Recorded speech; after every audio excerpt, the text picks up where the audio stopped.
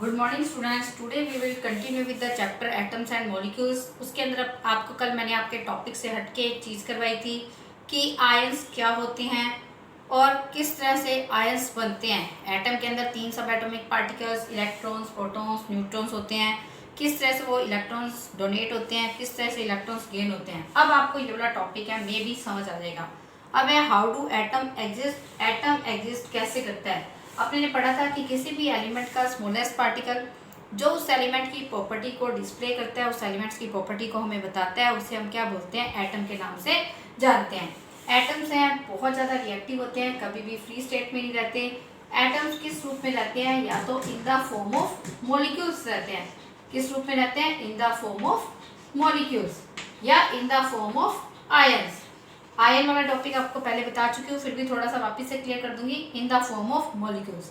Molecules का मतलब क्या होता है, किसी भी एलिमेंट या किसी भी कंपाउंड का स्मॉलेस्ट पार्टिकल जो उस एलिमेंट और कंपाउंड की प्रॉपर्टी को हमें बताता है।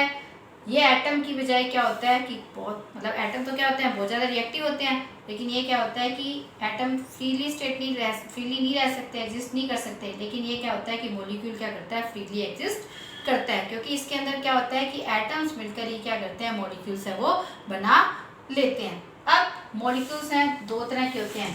पहले अपने बात करते हैं मॉलिक्यूल्स ऑफ एलिमेंट्स की। किसकी बात करते हैं अपने, मॉलिक्यूल्स ऑफ एलिमेंट्स की, यानी एलिमेंट्स के मॉलिक्यूल। एलिमेंट्स के मॉलिक्यूल के अंदर जितनी भी मेटल्स होती है, जैसे जिंक है, एल्यूमिनियम है, आयरन है, इनको अपने क्या करते हैं, सिंगल एटम के रूप में लिखते हैं।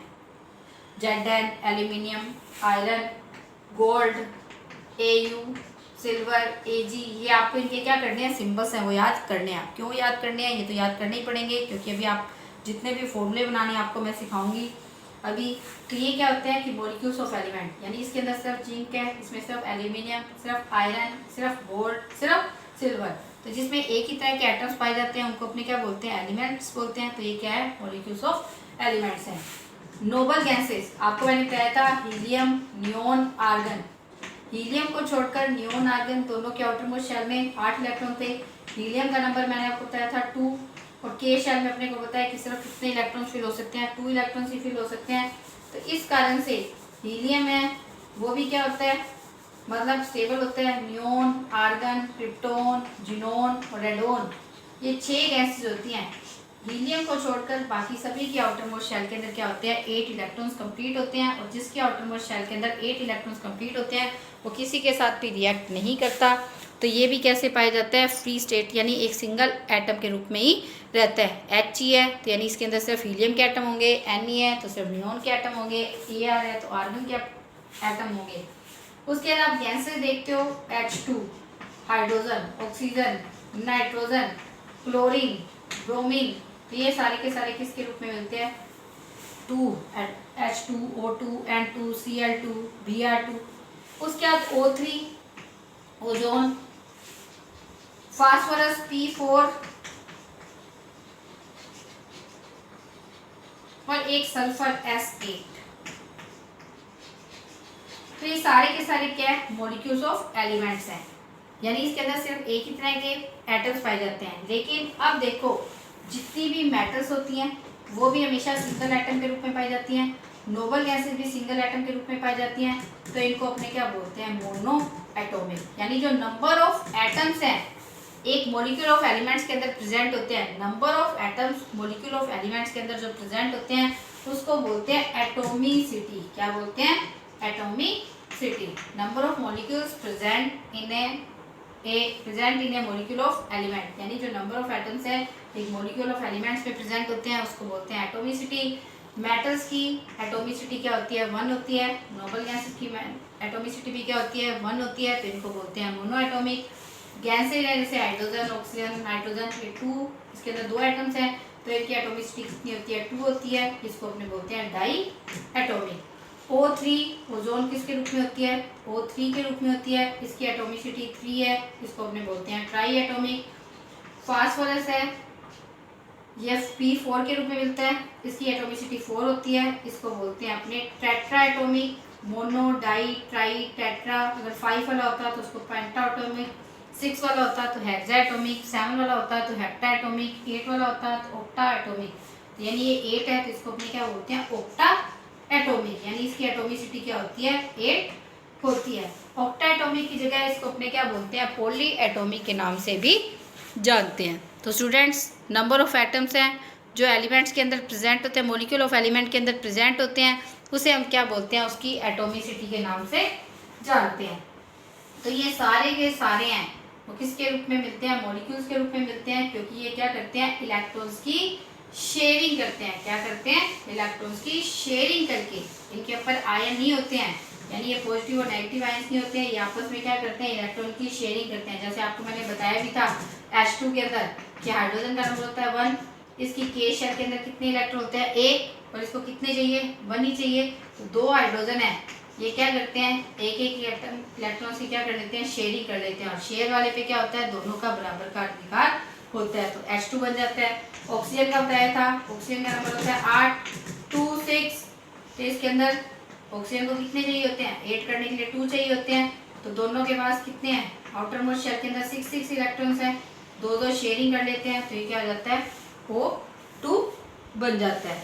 तो इस तरह से डबल बॉन्ड बन जाता है। उसके बाद नाइट्रोजन का बताया था, नाइट्रोजन का नंबर होता है 7, N2, तो नाइट्रोजन का नंबर 7 होता है 2, 5, यानी इसको कितने चाहिए होते हैं, 3 इलेक्ट्रॉन चाहिए होते हैं, तो 2 नाइट्रोजन है, 1, 2, 3, 4, 5, दोनों के पास कितने हैं, 5, 5 हैं, तो दोनों क्या करते हैं, 3 इलेक्ट्रॉन्स की शेयरिंग कर लेते हैं, ट्रिपल बॉन्ड बना लेते हैं, N ट्रिपल बॉन्ड N। ये ऑक्सीजन डबल बॉन्ड बना लेता था, इस तरह से क्या बन जाते हैं, ये आप बिल्कुल क्या हो जाते हैं, स्टेबल हो जाते हैं, क्योंकि ये खुद अकेले जब एटम होते हैं तो क्या होते हैं, बहुत ज़्यादा रिएक्टिव होते हैं, लेकिन जब ये मॉलिक्यूल्स के रूप में बन जाते हैं तब ये क्या हो जाते हैं कि बिल्कुल स्टेबल हो जाते हैं। तो ये क्या हो गया, इन द फॉर्म ऑफ मॉलिक्यूल्स हो गया, यानी ये हो गए मॉलिक्यूल ऑफ एलिमेंट। O3 है, P4 है, या बड़ी क्लासेस में पढ़ोगे कि ये किस तरह से स्टेबल रहते हैं। अब है इन द फॉर्म ऑफ मॉलिक्यूल्स, अब वो तो मॉलिक्यूल्स ऑफ एलिमेंट्स था, एक ये रहता है मॉलिक्यूल्स ऑफ कंपाउंड्स के रूप में।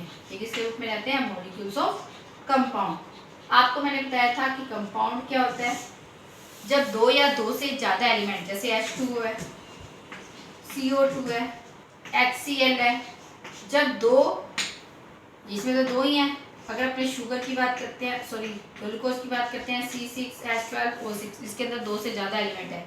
जब 2 या 2 से ज़्यादा एलिमेंट्स हैं आपस में जुड़ते हैं, केमिकली कंबाइन होते हैं, फिजिकल प्रोसेस से अलग नहीं कर सकते, और उनका जुड़ने का रेशियो भी हमेशा सेम होता है, तब उसको अपने क्या बोलते हैं, कंपाउंड बोलते हैं। जैसे H2O है, वाटर है, वाटर का फॉर्मूला हमेशा क्या होता है, वाटर के फॉर्मूले में 2 हाइड्रोजन होते हैं और 1 ऑक्सीजन होता है, तो दोनों क्या करते हैं, आपस में जुड़कर क्या करते हैं, एक मॉलिक्यूल ऑफ कंपाउंड बना लेते हैं। अब देखो हाइड्रोजन और ऑक्सीजन है, इसको वाटर के अंदर से अपने फिजिकल प्रोसेस से अलग नहीं कर सकते, हथौड़ा मार के, इवेपोरेशन करके, या किसी भी तरीके से अपने इसको सब्लिमेशन करके अलग नहीं कर सकते। हमेशा हाइड्रोजन और ऑक्सीजन क्या होगी, एक साथ वाटर के रूप में क्या होगी, बाहर निकलेगी। और कार्बन डाइऑक्साइड है CO2, इसके अंदर भी कार्बन डाइऑक्साइड का फॉर्मूला भी क्या होता है, हमेशा CO2 ही होता है। तो यानी कार्बन 1 होता है, हाइड्रोजन 2, ऑक्सीजन 2 होते हैं। तो यानी कंपाउंड किसको बोलते हैं, जब 2 या 2 से ज़्यादा एलिमेंट्स हैं, केमिकली कंबाइन होते हैं, जिनको अपने फिजिकल प्रोसेस से अलग नहीं कर सकते, उसको अपने क्या बोलते हैं, मॉलिक्यूल ऑफ, उनको अपने कंपाउंड बोलते हैं। और यहाँ पर ये क्या है, मॉलिक्यूल ऑफ कंपाउंड है, मॉलिक्यूल ऑफ कंपाउंड है क्योंकि इसके अंदर H2O है, तो हाइड्रोजन और ऑक्सीजन दोनों है, तो कंपाउंड है, CO2 है, HCl है, तो ये सारे के सारे क्या है, मॉलिक्यूल ऑफ कंपाउंड है, क्योंकि ये भी क्या बने हैं, इलेक्ट्रॉन्स की शेयरिंग करके बने हैं। आपको मैंने वाटर का बताया भी था, हाइड्रोजन का नंबर होता है 1, इसकी एक शेल के अंदर, K शेल के अंदर है 1 इलेक्ट्रॉन, इसको एक ही चाहिए। ऑक्सीजन का नंबर होता है 8, Kl, इसकी K शेल के अंदर 2 इलेक्ट्रॉन्स है, L के अंदर कितने हैं, 6 इलेक्ट्रॉन्स हैं। तो अब हाइड्रोजन 1 है, ऑक्सीजन कितनी है, 2 है, तो हाइड्रोजन को 1 ही चाहिए, ऑक्सीजन को कितने चाहिए, 2 चाहिए, सॉरी H2O है, सॉरी मैंने गलत बना दिया, ऑक्सीजन 1 है और हाइड्रोजन कितनी है, 2 है, तो ऑक्सीजन को अपने जो 1 होता है उसको बीच में रखते हैं, हाइड्रोजन को ये तो 1 ही चाहिए, और ऑक्सीजन के पास कितने हैं, 6 हैं, एक हाइड्रोजन ने इसके साथ शेयर कर लिया, हाइड्रोजन के पूरे हो गए, इस हाइड्रोजन ने इसके साथ शेयर कर लिया, हाइड्रोजन के पूरे हो गए। ऑक्सीजन के 6 थे, एक इसके साथ पूरा किया और एक इसके साथ पूरा किया, तो ऑक्सीजन के भी कितने हो गए, 8 हो गए। तो इस तरह से क्या बन गया, वाटर का फॉर्मूला बन गया। अब अपने कार्बन डाइऑक्साइड का देखते हैं। कार्बन डाइऑक्साइड का भी इसी तरह से बनता है। कार्बन डाइऑक्साइड का क्या होता है, CO2। कार्बन डाइऑक्साइड का कार्बन का नंबर है 6, ऑक्सीजन का नंबर है 8। कार्बन के आउटर मोस्ट शेल में 4 इलेक्ट्रॉन्स, ऑक्सीजन की है 2 6। ऑक्सीजन के पास कितने हैं, 6 हैं। कार्बन अकेला है, ऑक्सीजन कितने हैं, 2 हैं। कार्बन के पास 4। आउटर मोस्ट देखना होता है, टोटल नहीं देखना होता, सिर्फ आउटर मोस्ट शेल में कितने इलेक्ट्रॉन्स चक्कर लगा रहे हैं। ऑक्सीजन के आउटर मोस्ट शेल के अंदर कितने हैं, 6 इलेक्ट्रॉन्स। तो अब कार्बन क्या करता है, 2 इस ऑक्सीजन के साथ शेयर कर लेता है, इसके 6 हो गए, 2 इसके साथ शेयर कर लेते हैं, इसके कितने हो गए, 8 पूरे हो गए। और ऑक्सीजन ने 2 इसके साथ शेयर किए, 8 पूरे हो गए, और 2 इसके साथ इस ऑक्सीजन ने शेयर कर लिए, तो इसके भी क्या हो गए, पूरे हो गए, यानी C डबल बॉन्ड O। तो इस तरह से क्या बन जाता है, कार्बन डाइऑक्साइड बन जाता है। इसी तरह से HCl की बात करते हैं। हाइड्रोजन का नंबर होता है 1, इसको K के अंदर 1 इलेक्ट्रॉन है। क्लोरीन का नंबर होता है 17, KLm। पहली शेल में आपको बताया था 2 इलेक्ट्रॉन्स, दूसरी में 8, तीसरी में कितने हो गए, 7। 2 और 8 10, और कितने बच गए, 7, तो क्या हो गए, 17 हो गए। तो अब H अकेला, H को भी एक चाहिए, C को भी कितने चाहिए, एक ही, Cl को भी एक ही चाहिए। दोनों एक एक इलेक्ट्रॉन की शेयरिंग कर लेते हैं, तो क्या बन जाता है, HCl बन जाता है। तो इसको अपने क्या बोलते हैं, मॉलिक्यूल ऑफ कंपाउंड के नाम से जानते हैं। अब स्टूडेंट्स, अगर आपसे कोई पूछे कि इसकी एटॉमिसिटी कितनी है, HCl की एटॉमिसिटी कितनी है, इसके अंदर हाइड्रोजन भी एक है, क्लोरीन भी कितने हैं, एक है, तो इसकी एटॉमिसिटी कितनी है, 2 है, ये डाई एटॉमिक है। H2O की बात करते हैं, तो इसके अंदर हाइड्रोजन 2 है, ऑक्सीजन 1 है, तो इसकी एटॉमिसिटी कितनी है, 3 है, इसको ट्राई एटॉमिक बोलते हैं। कार्बन डाइऑक्साइड की बात करते हैं, तो कार्बन डाइऑक्साइड के अंदर कार्बन अकेला है और ऑक्सीजन 2 है, तो इस कारण से इसकी एटॉमिसिटी कितनी है, 3 है, यानी इनकी एटॉमिसिटी कितनी होती है, ट्राई एटॉमिक और डाई एटॉमिक हो गए। तो ये क्या हो गए, मॉलिक्यूल्स ऑफ कंपाउंड्स हो गए। अब अपने बात करते हैं केमिकल फॉर्मूले की। सबसे उसके बाद अपने पहले अपने आयंस वाला टॉपिक वापस से थोड़ा सा क्लियर कर लेते हैं कि आयंस क्या होते हैं। आपको मैंने बताया था कि एक तो एटम किसके रूप में एग्जिस्ट करते हैं, मॉलिक्यूल्स के रूप में एग्जिस्ट करते हैं, दूसरा किसके रूप में एग्जिस्ट करते हैं, आयंस के रूप में एग्जिस्ट करते हैं, in the form of molecules, और दूसरा हो गया इन द फॉर्म ऑफ आयंस। और आयंस क्या होते हैं, दो तरह के होते हैं, या तो पॉजिटिवली चार्ज होंगे या क्या होंगे, नेगेटिवली चार्ज होंगे। तो आयंस कैसे बनते हैं, अब देखो स्टूडेंट्स, आयंस क्या होते हैं, पॉजिटिव होते हैं या नेगेटिव होते हैं। यानी पॉजिटिवली चार्ज एटम या नेगेटिवली चार्ज एटम या ग्रुप ऑफ एटम, इनको अपने क्या बोलते हैं, आयंस के नाम से जानते हैं। पॉजिटिवली चार्ज एटम और नेगेटिवली चार्ज एटम और ग्रुप ऑफ एटम, कुछ भी हो सकता है, अकेला एटम भी हो सकता है और ग्रुप ऑफ एटम भी हो सकता है, तब इसको अपने क्या बोलते हैं, आयंस के नाम से जानते हैं। अब पॉजिटिव आयंस क्या होते हैं, पॉजिटिव आयंस को बोलते हैं अपने कैटायंस। बनते कैसे हैं आपको मैंने वैसे तो बता दिया, फिर भी सुन लो। जैसे सोडियम है, सोडियम का नंबर होता है 11, यानी इसकी K शेल के अंदर 2 इलेक्ट्रॉन, L के अंदर 1 और M के अंदर कितना हो गया, 1 इलेक्ट्रॉन हो गया।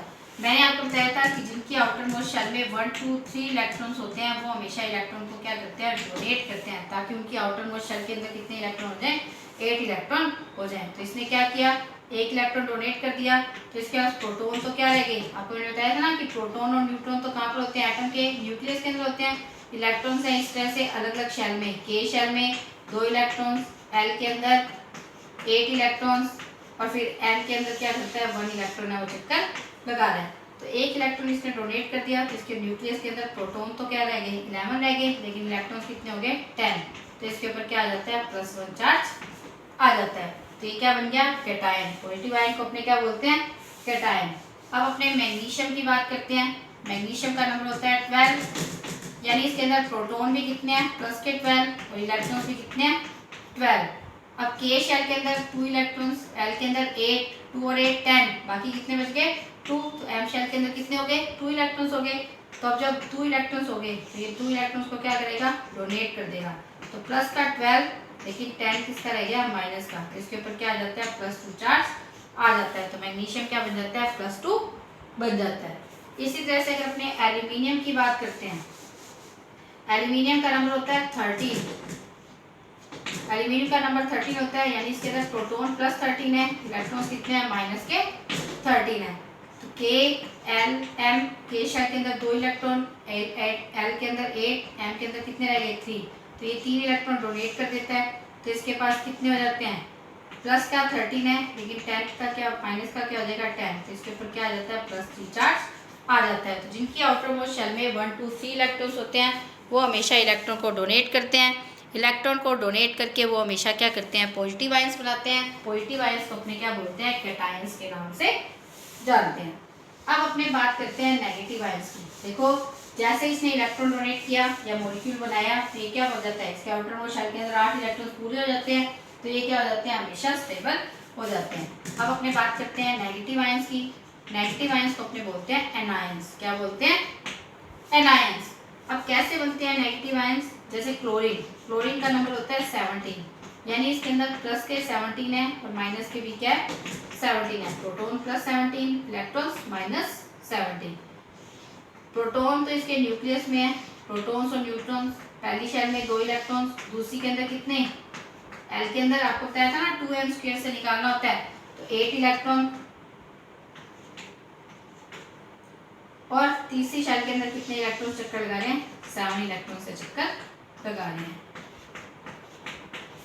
क्योंकि K shell, L shell, M shell, K shell के अंदर 2, एल के अंदर 8, एम के अंदर 7। एक इलेक्ट्रॉन कम है तो एक इलेक्ट्रॉन ले लेगा, तो एक इलेक्ट्रॉन लेते ही प्लस का 17 माइनस का 18, तो क्या आ जाएगा माइनस का 1। क्लोरीन के ऊपर क्या बन जाएगा माइनस का 1 चार्ज आ जाएगा। तो इसको अपने क्या बोलते हैं एनायंस के नाम से जानते हैं। फिर अपने बात करते हैं ऑक्सीजन की। ऑक्सीजन का नंबर होता है 8, यानी प्रोटॉन भी प्लस के 8 है, इलेक्ट्रॉन्स भी कितने हैं माइनस के 8 है। के शेल, एल शेल, के के अंदर 2 इलेक्ट्रॉन, एल के अंदर 6 इलेक्ट्रॉन। अब ये कितने करेगा 8 करने के लिए, 2 इलेक्ट्रॉन लेगा, तो प्लस का 8 लेकिन माइनस का 10, तो इसके ऊपर क्या आ जाता है माइनस का 2 चार्ज आ जाता है। नाइट्रोजन की बात करते हैं। नाइट्रोजन का नंबर होता है 7, यानी प्रोटॉन भी प्लस 7 है, इलेक्ट्रॉन्स भी क्या होते हैं माइनस के 7 है। के शेल, एल शेल, के के अंदर 2 इलेक्ट्रॉन्स, एल के अंदर 5। जिसके आउटर मोस्ट शेल में 5 6 7 इलेक्ट्रॉन्स होते हैं वो हमेशा इलेक्ट्रॉन को क्या करते हैं गेन करते हैं। मारने वाले का नुकसान होता है ना, इसीलिए इसका क्या हो जाता है, इसके ऊपर कौन सा चार्ज आ जाता है माइनस चार्ज है वो आ जाता है। तो अभी इसके ऊपर क्या है, ये 3 इलेक्ट्रॉन्स लेगा, 3 इलेक्ट्रॉन लेगा तो क्या होगा प्लस का 7 है, लेकिन क्या हो जाएगा माइनस का 10, तो नाइट्रोजन के ऊपर क्या आ जाता है माइनस का 3 चार्ज आ जाता है। तो नेगेटिवली चार्ज आयंस को अपने क्या बोलते हैं एनायंस के नाम से जानते हैं, यानी जिनके आउटर मोस्ट शेल में 1 2 3 इलेक्ट्रॉन होते हैं डोनेट करके पॉजिटिव आयन, जिनको बोलते हैं कैटायंस। यानी जो कैटायंस होते हैं उनके अंदर प्रोटॉन्स के नंबर ज़्यादा होते हैं, इलेक्ट्रॉन्स के नंबर क्या होते हैं कम होते हैं। दूसरा नेगेटिवली चार्ज आयन, यानी जिनके आउटर मोस्ट शेल में 5 6 7 इलेक्ट्रॉन्स होते हैं वो इलेक्ट्रॉन को गेन करके नेगेटिव आयंस बनाते हैं। और नेगेटिव आयंस जो बनते हैं वो क्या होते हैं, नेगेटिव आयंस हैं वो इनको अपने एनायंस बोलते हैं। और जो नेगेटिव आयंस होते हैं उनके अंदर क्या होते हैं इलेक्ट्रॉन्स के नंबर क्या होते हैं प्रोटॉन्स की बजाय क्या होते हैं, यानी न्यूट्रल एटम की बजाय क्या होते हैं थोड़े से ज़्यादा। थोड़े से ज़्यादा का मतलब 1 2 या 3 ज़्यादा होते हैं। अब अपने में मैंने बात बोली थी कि पॉजिटिवली या नेगेटिवली चार्ज एटम या ग्रुप ऑफ एटम को अपने क्या बोलते हैं आयंस बोलते हैं। तो जब एक सिंपल आयन, यानी जब एक ही एलिमेंट के ऊपर चार्ज है, जैसे क्लोरीन के ऊपर -1, नाइट्रोजन के ऊपर -3, सोडियम के ऊपर +1, तब तो इसको बोलते हैं सिंपल आयन। अगर ग्रुप ऑफ एटम होता है, ग्रुप ऑफ एटम होता है जिसके ऊपर चार्ज होता है, जैसे अभी आप पढ़ोगे sulphate SO4 -2, NH4 ammonium sulphate है +1, कार्बोनेट पढ़ोगे CO3 -2। तो जब ग्रुप ऑफ एटम के ऊपर चार्ज होता है तब इसको अपने क्या बोलते हैं पॉली एटॉमिक आयन के नाम से जानते हैं। तो आप बच्चों अपने इसके अंदर एक तो रह गया फॉर्मूला करने, फॉर्मूले हैं 5 जिसके ऊपर बेस न्यूमेरिकल्स हैं। एक रह गया मोलिकुलर मास, एटम मास, एटॉमिक मास, उसके बाद मोल कंसेप्ट। तो यानी 2 वीडियोस और बनेगी आपकी और ये चैप्टर क्या हो जाएगा कंप्लीट हो जाएगा स्टूडेंट्स। तो स्टूडेंट्स थोड़ा सा ध्यान से करोगे तो क्या हो जाएगा ये आपको अच्छे से समझ आएगा।